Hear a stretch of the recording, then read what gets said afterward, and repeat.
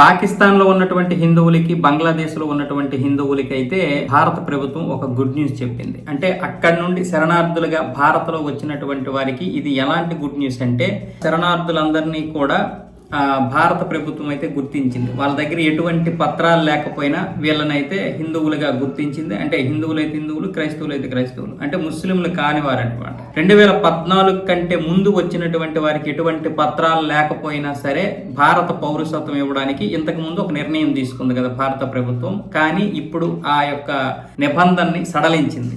2014 కాకుండా 2024 డిసెంబర్ 31 లోపు వచ్చినటువంటి ఈ మైనార్టీలందరికీ కూడా పౌరసత్వం ఇవ్వడానికి ఈ యొక్క సడలింపు అయితే చేసి ఇప్పుడు అందరికీ కూడా పౌరసత్వం ఇస్తారు. బంగ్లాదేశ్, పాకిస్తాన్ నుండి వచ్చినటువంటి ఈ ముస్లిమేతరులైనటువంటి హిందువులు, క్రైస్తవులు, సిక్కులు, పార్సీలు వీళ్ళు ఎవరైనా సరే ఇప్పుడు పౌరసత్వం పొందొచ్చు. పైగా వీళ్ళకి పౌరసత్వం ఇవ్వడమే కాకుండా ఈ దేశంలో ఎక్కడైనా బ్రతికే హక్కు, ఎక్కడైనా ఆస్తులు కొనుక్కోవచ్చు.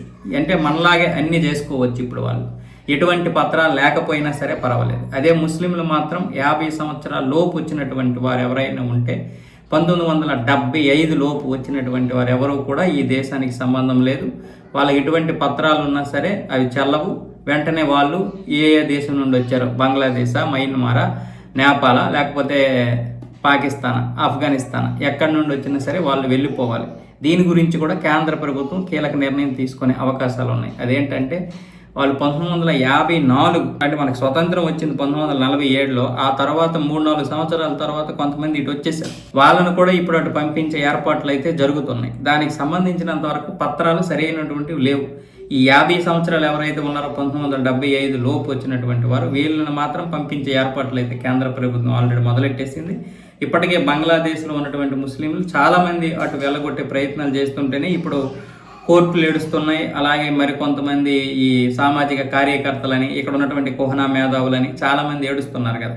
ఆ మధ్య CAA అమలు చేస్తామన్నప్పుడే కొంతమంది ఉగ్రవాదులు ఇక్కడ నిరసనల పేరుతో ఎంతో మందిని చంపేశారు. 53 మందిని చంపేస్తే వాళ్ళైతే జైల్లో ఉన్నారు. వాళ్ళకైతే బెయిల్ రాకుండా ఇప్పటి వరకు అయితే కాపాడగలిగాం. కానీ ఇంకా వాళ్ళు దోషులే అనేది ఇంకా నిరూపించాలి. వాళ్ళు దోషులే అనేది నిరూపిస్తే వాళ్ళకి జైలు శిక్ష. ఇప్పటికే వాళ్ళు ఏమొచ్చేసి బయట నుంచి చాలా మంది వాళ్ళకి బెయిల్ ఇవ్వడానికి ప్రయత్నాలు చేస్తుంటే, ఇప్పుడు మన తుషార్ మెహతా గారు ఏమొచ్చేసి వాదించి ఇలాంటి వారికి బెయిల్ ఇవ్వడం అనేది దేశానికి ప్రమాదకరం అంటూ ఆయన ఢిల్లీ హైకోర్టులో వాదించి వాళ్ళకైతే బెయిల్ రానివ్వకుండా చేశారు.